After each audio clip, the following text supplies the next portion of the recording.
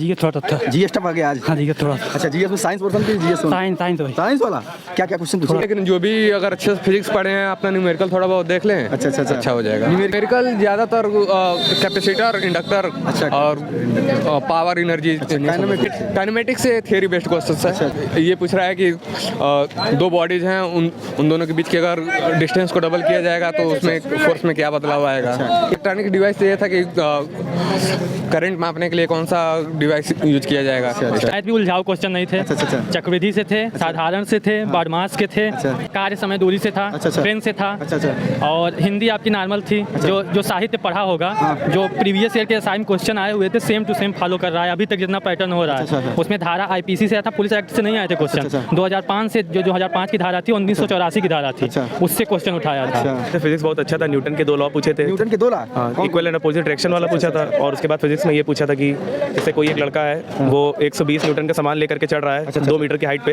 तो उसका क्या आएगा आंसर, वो था। और फिजिक्स मतलब बहुत अच्छा था। उसमें किरचॉफ लॉ पूछा गया था। किरचॉफ लॉ का, हाँ, वो एसआई यूनिट पूछा गया था कि ये किसका है, तो वो किरचॉफ लॉ का था। हाँ, उसके अलावा सर ग्रेविटेशन का पूछा गया था कि उसकी वैल्यू क्या होती है।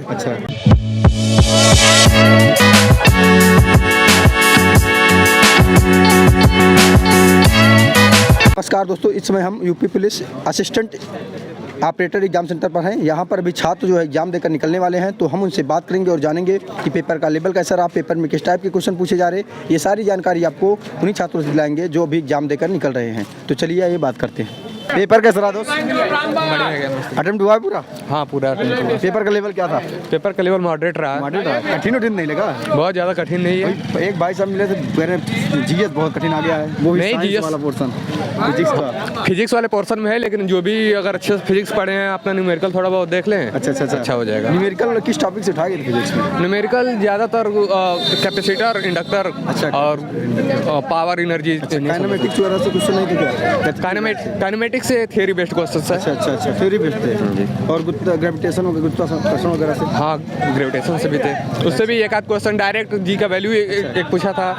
उसके बाद से ये पूछ रहा है कि दो बॉडीज हैं, उन दोनों के बीच के अगर डिस्टेंस को डबल किया जाएगा तो उसमें फोर्स में क्या बदलाव आएगा। इलेक्ट्रॉनिक डिवाइस से भी क्वेश्चन था क्या? हाँ, इलेक्ट्रॉनिक डिवाइस से क्या था आज बताइए। इलेक्ट्रॉनिक डिवाइस से ये था कि करंट मापने के लिए कौन सा डिवाइस यूज किया जाएगा। वोल्ट मीटर, मीटर, इस तरीके का। और इसके अलावा अगर न्यूमेरिकल की बात करें, विद्युत वाला जो चैप्टर है उसमें जो है क्या न्यूमेरिकल भी थे कि नहीं था? उसमें न्यूमेरिकल था। क्या? ये तो एक डायरेक्ट V बराबर IR से क्वेश्चन, V बराबर IR ओम के नियम से जी। और इंडक्टर से एक पूछा था। इंडक्टर भी पूछा गया था। AC से डायरेक्ट। हाँ, इसमें RMS वैल्यू पूछा था करंट का। अच्छा, करंट का RMS वैल्यू। और इसके अलावा और वर्क पावर एनर्जी से हाँ एक क्वेश्चन था। अच्छा उसमें कार्य वगैरह से भी क्वेश्चन सिंपल आए थे थ्योरी में कि सवाल सिंपल क्वेश्चन आ रहा है। सिंपल आ रहा है जी। जीएस के बारे में बताइए थोड़ा। जीएस भी ठीक ही आया हुआ है। जीएस में मैक्सिमम तो यही सब क्वेश्चन आ रहे हैं। फिजिक्स नहीं, जैसे जीएस में आईपीसी और सीआरपीसी, सीआरपीसी एक्ट वगैरह, अधिनियम 1860 आईपीसी सीआरपीसी से 2-3 क्वेश्चन देखने को मिले। अच्छा, कैसे थे? आसान थे कि यार? जैसे हम लोग तो आईपीसी सीआरपीसी उतना पढ़े नहीं है, लेकिन जो भी एसआई लेवल की तैयारी कर रहे हैं उनके लिए काफ़ी आसान रहा है। अच्छा, करंट अफेयर भी पूछा गया था क्या? हाँ, करंट अफेयर्स पूछा था। Award distribution. अच्छा। जैसे 2022 में साहित्य अकादमी पुरस्कार किसको दिया गया है, या फिर 1953 में पूछा था कि उसकी उस समय इनको मैथिली शरण गुप्त को कौन सा अवार्ड दिया गया था। तो इसके अलावा अगर हम बात करें जो इससे कि हिस्ट्री से क्वेश्चन था कि नहीं? रोज पूछा है। हिस्ट्री से सिर्फ एक क्वेश्चन था कि नंदवंश का संस्थापक नंदवंश। हाँ। अच्छा, और इसके अलावा और कुछ खास नहीं, बस इतना ही खास नहीं। अच्छा, थोड़ा मैथ में बता दीजिए, मेंसुरेशन वगैरह से क्या क्वेश्चन थे? मेंसुरेशन से क्वेश्चन पूछा गया है। अच्छा, कितने क्वेश्चन रहे होंगे? मेंसुरेशन से 4-5 क्वेश्चन रहे हैं। 4-5 क्वेश्चन? हाँ, और रेशियो से मतलब कि शंकु से, बेलन से, गोला से। एक तो डायरेक्ट दिया हुआ था कि एक अर्धवृत्त है, उसकी परिधि और उसके व्यास के बीच का अंतर बता दीजिए। और और उसमें 2 वृत्तों को दिया था बोला था कि अगर इन दोनों को परिधि को खोलकर और एक नया वृत्त बनाया जाए तो उसका क्षेत्रफल क्या होगा। आप बताइए इसमें। देखिए पेपर एकदम मॉडरेट आया है। अच्छा, कठिन नहीं लगा? कठिन नहीं था। अच्छा, कोई भी क्वेश्चन कठिन नहीं था। सरल क्या था? सबसे सरल रीजनिंग थी।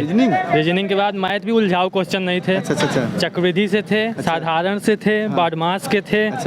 उसके बाद आपके मतलब नॉर्मल क्वेश्चन थे, एक बार में आ जा रहे थे। जैसे भी भाई साहब बता रहे मेंस्ट्रुएशन के 4-5 क्वेश्चन थे। नहीं 4-5 नहीं थे, बहुत होंगे, 2 होंगे। 2 क्वेश्चन बहुत 2 होंगे। वृत्त से हो गया। हाँ, बस यही अर्धवृत्त से था और कोई था ही नहीं। उसके अलावा आयत वगैरह से आपका कार्य समय दूरी से था। ट्रेन से था। और हिंदी आपकी नॉर्मल थी। जो साहित्य पढ़ा होगा, जो प्रीवियस ईयर के असाइम क्वेश्चन आए हुए थे सेम टू सेम फॉलो कर रहा है अभी तक जितना पैटर्न हो रहा है। उसमें धारा IPC से आया था, पुलिस एक्ट से नहीं आए थे क्वेश्चन। 2005 से जो 2005 की धारा थी, 1984 की धारा थी, उससे क्वेश्चन उठाया था। और हिंदी वगैरह में कैसा था? हिंदी नॉर्मल था, कोई टफ नहीं था, नॉर्मल था। मॉडरेट पेपर था, हाई नहीं कहेंगे। मॉडरेट पेपर के बारे में बताइए। हिंदी में किस से ज़्यादा क्वेश्चन पूछे गए थे? सबसे ज़्यादा हिंदी सबसे उठाया है। तत्सम था, पर्यायवाची था, विलोम था। सिलेबस था उसके रिगार्डिंग पूरा एकदम सिलेबस बाहर नहीं गया है। सिलेबस बहुत बड़ा तो है। अगर इसमें किसी का गड़बड़ होगा तो GS में होगा, क्योंकि GS में धारा आई है। कम से कम 6 से 8 क्वेश्चन आई है। और बाकी साइंस के क्वेश्चन तो पूरे उसी से उठाया। रचना क्या आज पूछा गया था? रचना से भी 3-4 क्वेश्चन थे। 3-4 क्वेश्चन थे। साहित्य से 5 से 6 क्वेश्चन थे। अब ऐसे तत्काल नहीं याद आ रहा। कोई बात नहीं याद आ रहा तो जरूरी भी नहीं है, लेकिन अगर याद आए बिल्कुल बताइए। और इसके अलावा जैसे कि आपका इसी में अलंकार वगैरह से, छंद। हाँ, अलंकार से क्वेश्चन थे। छंद से थे। छंद में दिया था कि मात्रा गिन के फिर करना था। उसमें मतलब मात्रा गिनना था फिर करना था। टाइम टेकन था वो वाला। रस से क्या था?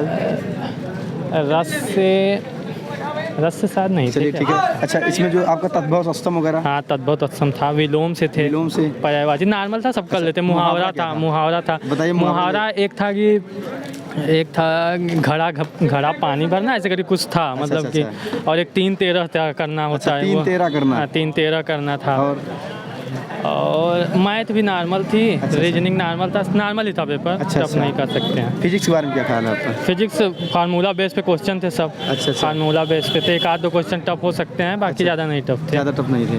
अच्छा, क्वेश्चन पूछा था फिजिक्स के? अब ऐसे कैसे बता दें? जैसे जी का मान पूछा था, सार्वत्रिक गुरुत्वाकर्षण का मान पूछा था, सार्वत्रिक गुरुत्वाकर्षण का मान ही पूछा था, उसकी वैल्यू पूछा था। उसके बाद मात्रक पूछा था एक कोई, ऐसे ही थे। हाँ सर, आपका पेपर कौन सा चैनल है आपका? रिजल्ट नंबर बढ़िया था सर, बढ़िया गया, अच्छा गया। अच्छा, अटेम्प्ट तो पूरा किए होंगे? हाँ सर, पूरा अटेम्प्ट किए थे। फिजिक्स बहुत अच्छा था। न्यूटन के 2 लॉ पूछे थे। न्यूटन के 2 लॉ? हाँ, इक्वल एंड अपोजिट डायरेक्शन वाला पूछा था। और उसके बाद फिजिक्स में ये पूछा था कि जैसे कोई एक लड़का है, वो 120 न्यूटन का सामान लेकर के चढ़ रहा है 2 मीटर की हाइट पे, तो उसका क्या आएगा आंसर, वो था।